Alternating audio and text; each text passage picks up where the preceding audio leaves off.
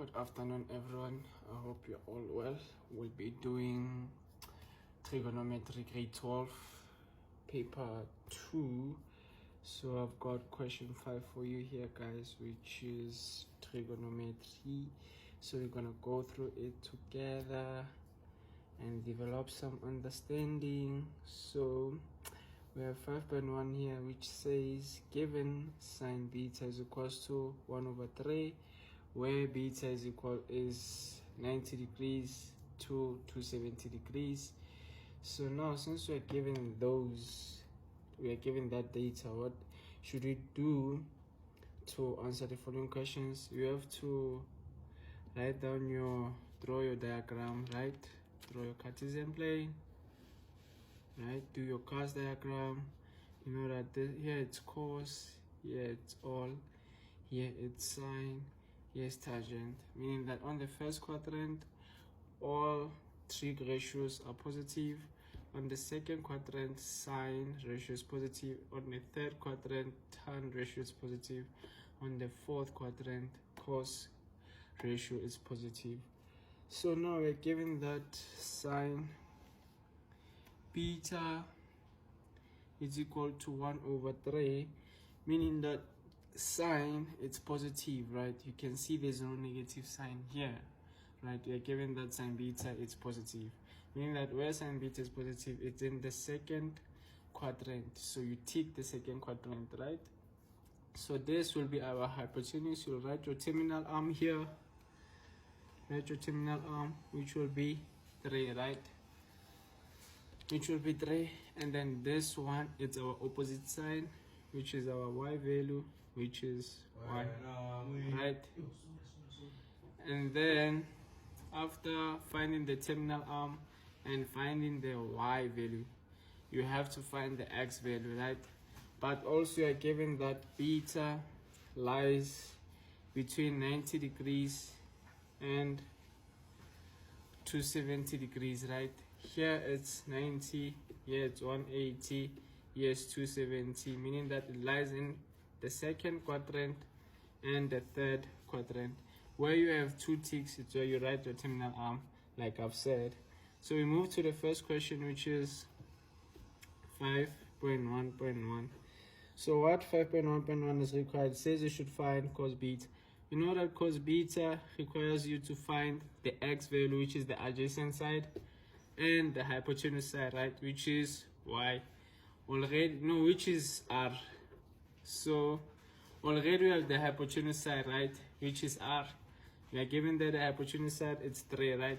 Now we need to use the theorem of Pythagoras to find the value of x, right? We know the theorem of Pythagoras is r squared is equals to x squared plus y squared, right?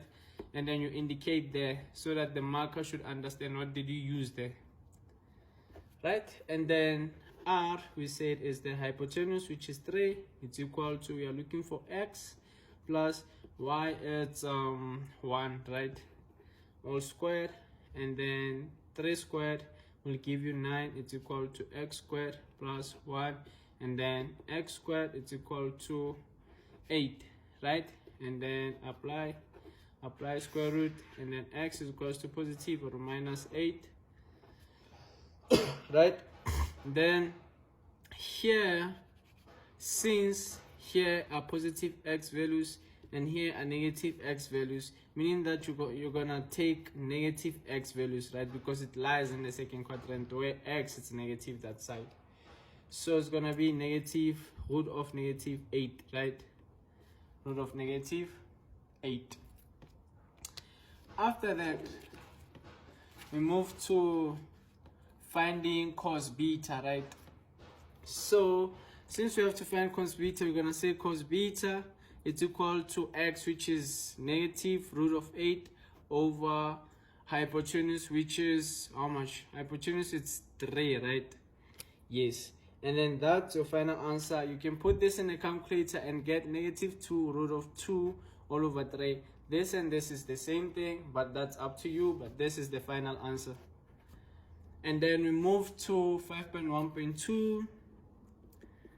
5.1.2, they require you to find sine 2 beta. So we can see that we have a double angle, right guys? You can see we have a double angle. We can just change this to an identity format, right? Which this is equal to 2 sine beta cos beta, right? We already were given sine beta on the statement there. They said sine beta is equals to 1 over 3. So we can substitute this. You can substitute this here, right? 2 into 1 over 3.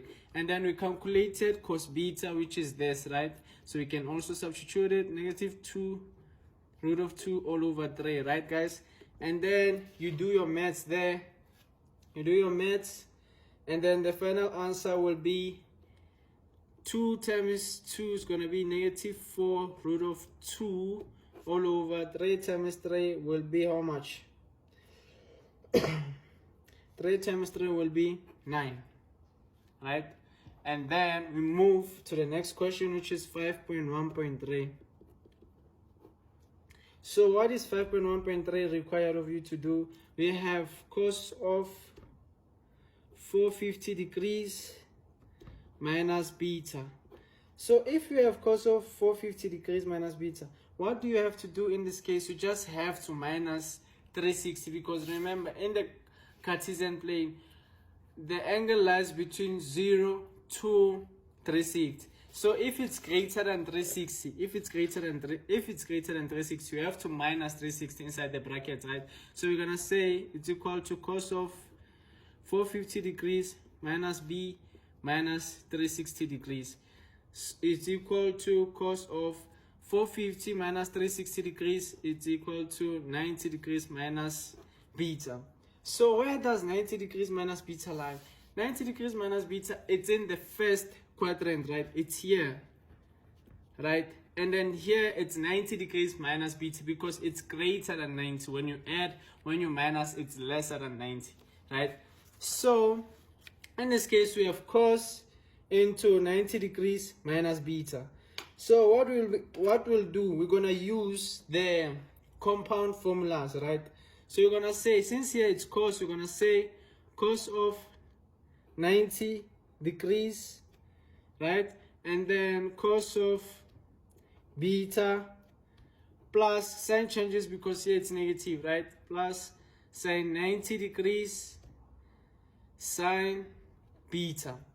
So guys, what is cos 90 degrees? Cos 90 degrees, it's 0, right? And then 0 multiplied by cos beta, this will result in 0. And then sine 90 degrees is how much? You punch in your calculator, sine 90 degrees will give you 1, right? And then the final answer will be sine beta. And then since the final answer is sine beta, you need to find the value of sine beta. The value of sine beta we're given there in the statement that sine beta is equals to 1 over 3. So you just substitute 1 over 3 and find the final answer, which is 1 over 3. And then we move to the next question.